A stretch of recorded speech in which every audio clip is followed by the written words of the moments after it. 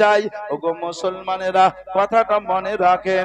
ওই ব্যক্তি কবরে শুয়ে যাবে, বলে লোকটার ঘুম কবে ভাঙবে? বলে লোকটা আজকে যদি জান্নাতি ব্যক্তি হয় তো ঘুমিয়ে যাবে।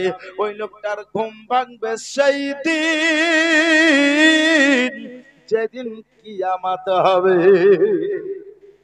একটু জোরে বলতে হবে। এক ঘরে কিয়ামত, এক ঘরে কিয়ামত হয়ে যাবে।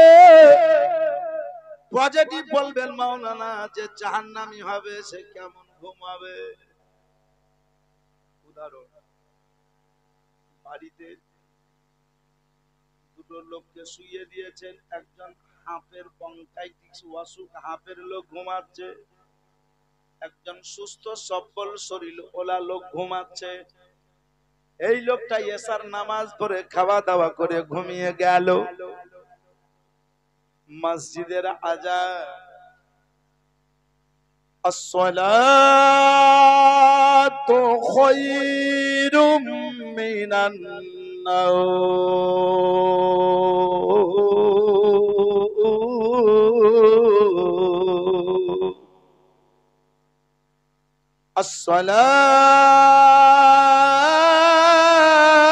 আসসালাতু খায়রুম মিনান নাওম। এর মানে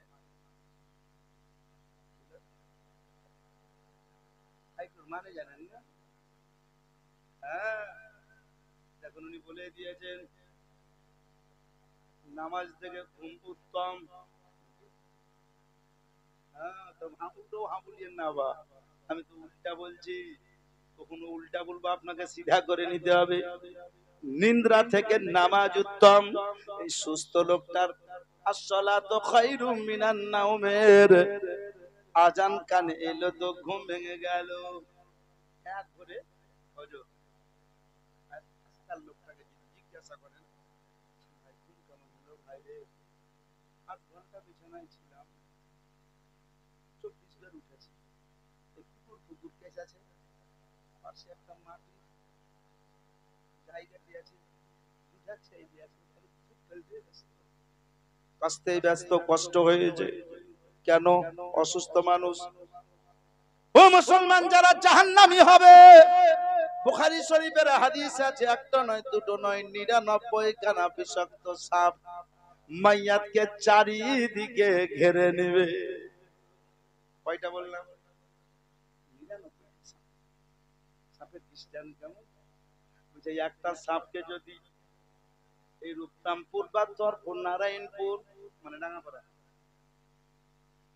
এই মাঠ দিয়ে ছেড়ে দেয়, তো কয়েক কিলোমিটার এই এরিয়াতে ওই সাপের বিষের তাড়নায় রবি ফসল হবে না। বিষে পুড়ে ছেড়ে, এত বড় বিষাক্ত সাপ শুধু ছোবল মারবে। একবার বলে জাহান্নামী ফারিস্তা হাতে ঘন থাকবে, যেই ফারিস্তা কানে শুনতে পাবে না, মস্তকে মারবে। তো মস্তকে যখন একটা বাড়ি দেবে তো 70 গজ জমিনের নিচে নামিয়ে দিবে। মুসলমানেরা, মা বোনেরা গো, তাহলে আমাদেরকে ওই জায়গায় যাওয়ার আগে এই জায়গাতে পরিবর্তন হতে হবে। সেইখানে কোরআন পড়লে কাজ হবে না, দরুদ শরীফ পড়লেও কাজ হবে না। কারণ এই জন্য তো বিশ্ব নবী বলে দিয়েছেন, ওগো আমার উম্মত উম্মতি, আমি রহমাতুল লিল আলামিন আকা মুস্তাফা বলে দিয়েছি, আমি যেইভাবে চলতে বলেছি চলিও। তুমি আলেম হও চাহে মুফতি হও, তুমি পাবলিক হও চাহে নামাজি হও, তুমি দাড়ি রাখা হও, ওগো শুনো, আমি নবী,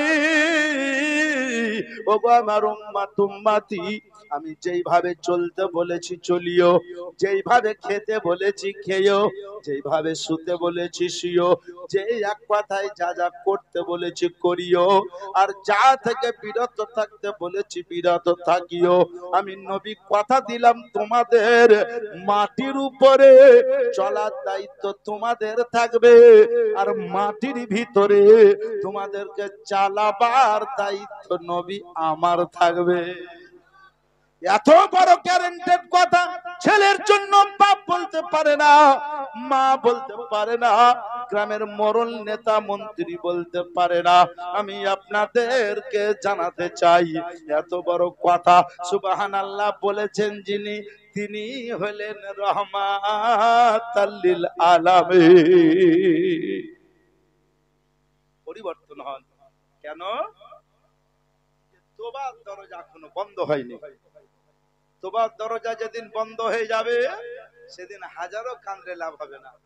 রাতের বেলায় ঘুমালেন তো মনে করলেন যে বাসলে বাজার যাব, একটা মাছ কিনে আনবো, কথার প্রসঙ্গ হচ্ছে, হাট শেষ, একটার পরে যে চিন্তার মাছ পাবেন, কথা বলেন, অন্য জায়গায় পেতে পারেন, আমি এই জায়গাটারই কথা বলছি, এখানে আর পাবেন না। তাহলে মাছের দরকার ছিল তো আগে যাও, 8টা-9টার দিকে গিয়ে যাও। সবজির দরকার আছে আগে যাও। জান্নাতের যদি প্রয়োজন মনে করো তো এই জায়গাতে ঠিক হয়ে যাও। আর যদি মনে করো যেমন তাই, একটা লোক ছিল বলতো কবরের ভিতরে কি হবে কি হবে না হবে, কে কাকে দেখবে, কি হবে কবরে, তোমার কবরে আমি, আমার কবরে তুমি, কি হবে, যত পারিস খা, ঢেলে আর তুমি ডিংলা তুললে শুক্তি দি খেলিব, কেউ কাউকে বাধা দিবে না। কিন্তু আমার বড় পীরকে যদি জিজ্ঞাসা করেন তো বলবেন না বলিয়া পরে দ্রব্য কি কোনোদিন নিয়েছেন বা খেয়েছেন?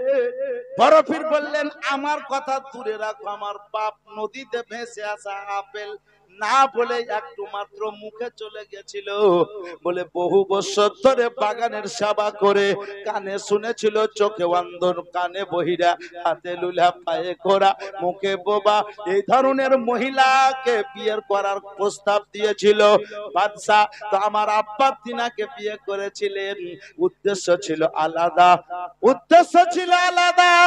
উদ্দেশ্য যে বাদশা বললে এই ধরনের মেয়েকে বিয়ে করতে হবে, আমার আব্বা কবুল বলেছিলেন, কবুল করলাম আপনার কথা, গ্রহণ করলাম আপনার কথা, মেনে নিলাম আপনার কথা।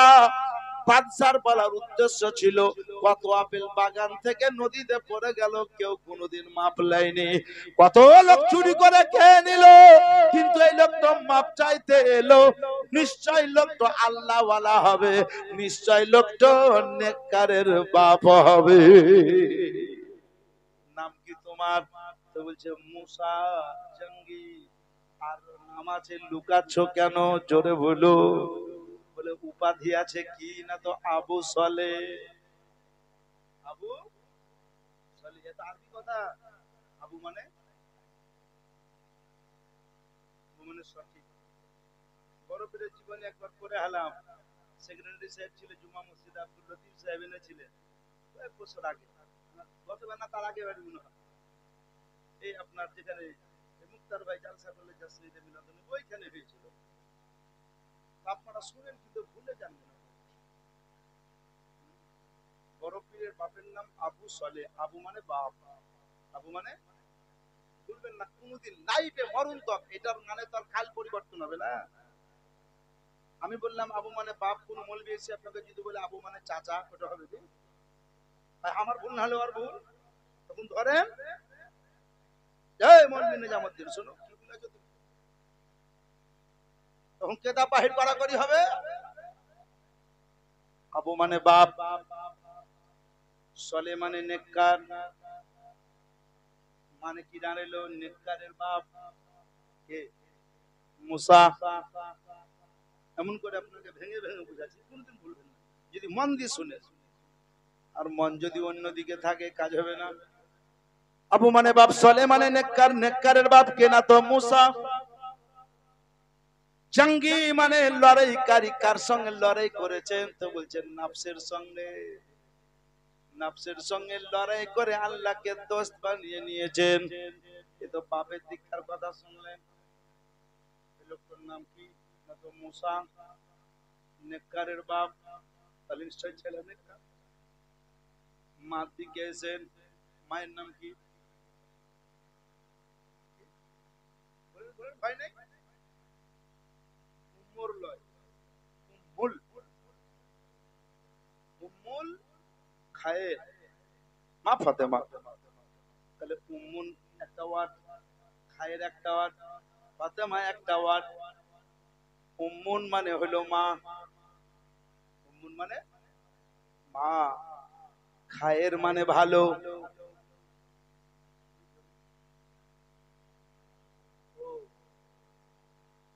উম্মুন মানে মা, খায়ের মানে ভালো। ভালোর মা কে না তো ফাতেমা। খালি বাপ মায়ের নামের উপাধি দেখে। এই মহিলাটার নাম ফাতেমা। কোন ফাতেমা? বলছেন ভালোর মা, তাহলে নিশ্চয় ছেলে ভালো হবে। মুসলমানের আগো ছেলে দুনিয়াতে আসেনি, তার বাপের নাম নেককারের বাপ, তা ছেলে দুনিয়াতে আসেনি, মায়ের নাম হলো ভালোর মা। আমি আপনাদেরকে বলছিলাম আজও যদি ঠিকভাবে রাস্তাঘাটে চলাফেরা করেন, কসম খোদার যখনই চলবেন শরীয়তকে ফলো করে চলেন, আপনার দ্বারাই পাপ হবে না, আপনার দ্বারাই চুগলি হবে না, আপনার দ্বারাই গীবাত হবে না, আপনার দ্বারাই অন্যায় হবে না। আপনার দ্বারাই যখন অন্যায় না হবে, আপনার দ্বারাই যখন অত্যাচার না হবে, আপনার কাছ থেকে যখন কেউ আঘাত পাবে না, তখন অবশ্যই ইনশাআল্লাহুল আজিজ আপনার পথটা একটু উন্নত মানের হবে, হতেই হবে। আমার গাউসে আজম বড় পীর, গর্ভের কারামত আছে, জন্মর কারামত আছে, গর্ভে আসার আগার কারামত আছে, 2 বছরের কারামত আছে, 3 বছরের আছে, 4 বছরের আছে, 5 বছরের আছে, 6 বছরের আছে। একটু খালি আপনাকে নোকতা দেয় বড় পীর, সুবহানাল্লাহ, উনি জবানে যেটা বলেছে আল্লাহ পাক সেটাই গ্রহণ কবুল করে নিয়েছেন।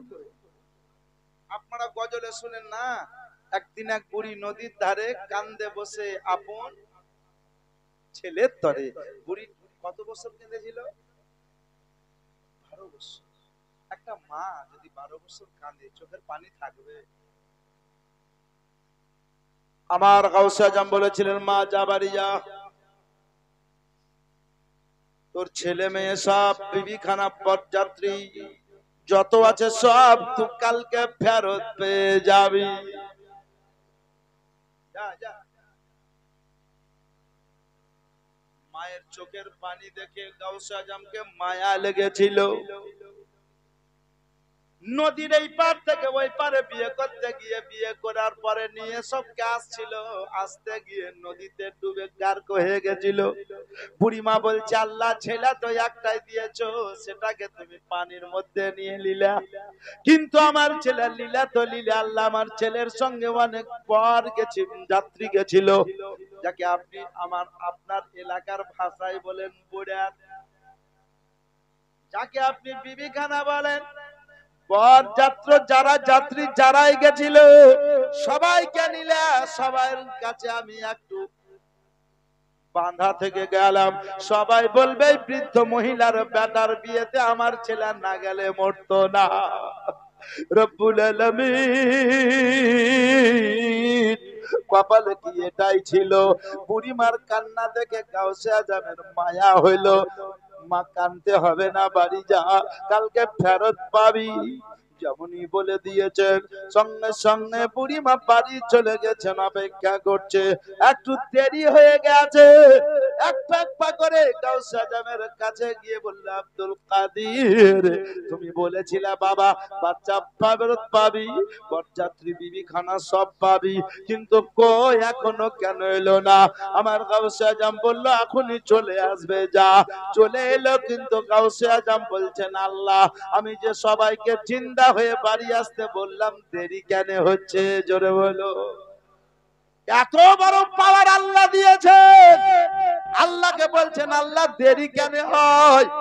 আল্লাহ পাক বললেন, ওগো আমার বন্ধু, ওগো পীরের মধ্যে বড় পীর, ওগো ইমামুল আউলিয়া, ওগো আউলিয়াদের ইমাম, পানি কিছু নিয়েছিল, পানিরা হাজির করতে একটু সময় লাগলো। কিছু মাটি নিয়েছিল, মাটিরা দিতে সময় লাগলো। কিছু হাওয়াতে নিয়েছিল, যে যা নিয়েছিল একটু দিতে সময় লাগলো। এই জন্যই একত্রিত তারা তাদের করতে একটু দেরি হয়েছিল। দেখো গাউসে আজম তার মাকে বলো এই মুহূর্তে সবাই চলে যাবে। চলে এলো। কসম খোদার কিতাবে লেখা আছে, যে যে পাগড়ি পরে গেছিল, যে যে টুপি পরেছিল, যে যে অলংকার বস্ত্র মহিলাদের ছিল, 12 বছর ধরে যদি নদীতে ডুবে পচে সরে যায়, যারা বলে মানুষ মরলে পচে সরে ডুবে যায়, তাদেরকে বুঝিয়ে দেন 12 বছর ধরে ডুবে পচে সরে থাকলো, কিন্তু তারা বলছে কোন রকম অলংকার বস্ত্র কিছুরির কালারের পরিবর্তন হলো না। মনে হচ্ছে আজকেই পরেছে নতুন কাপড়। তো বিয়ে করতে গেছিল সেই বর মানে দুলহা জামাই, তার নামটা কি জানেন? এই কথাটা আজ বলছি তার জন্য যে মরনা সাহেব, আপনারা তো খুব বলেন যে বিয়ে করতে গেছিল ছেলেটা বরযাত্রী, বরটা তো তার নাম কি? সবারই তো নাম সম্ভব নয়, তবে তার নাম কি? চিন্তা করে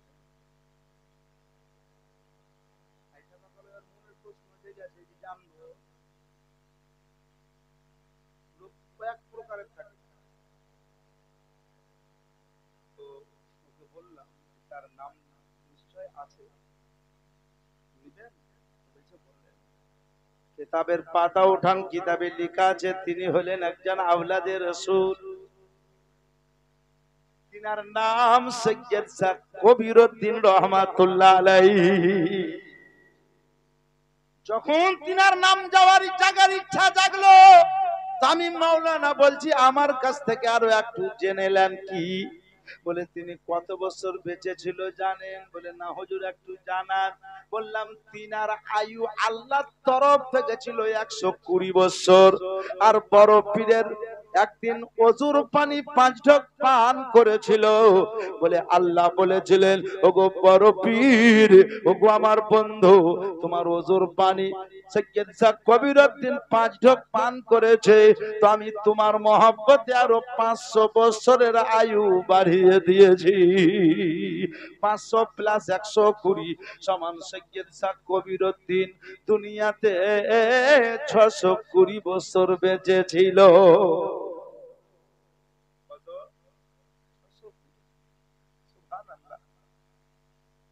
আমার বড় পীর গাউসে আজমের ওজুর পানি 1 ঢোক পান করলে যদি 100 বছর আয়ু বাড়ে, তো তিনার বডির পাওয়ার কত হয়? মুসলমানের আগো তিনার মা বলেছিলেন বেটা, যে পীরের ওসিলায় জীবন পেলি ফেরত, যে পীরের ওসিলায় জীবন পেলি ফেরত, তুই যতদিন বাঁচবি আর উনিও যতদিন বাঁচবেন, জিন্দগিতে সমস্ত জিন্দগিটা উনার খিদমতে পার করে দিবি, উনার খিদমত করে পার করে দিবি। এত বড় পীর, আমার বড় নবী। আশ্চর্যমূলক ঘটনা শোনাচ্ছি আপনাকে। কারবালার শহীদ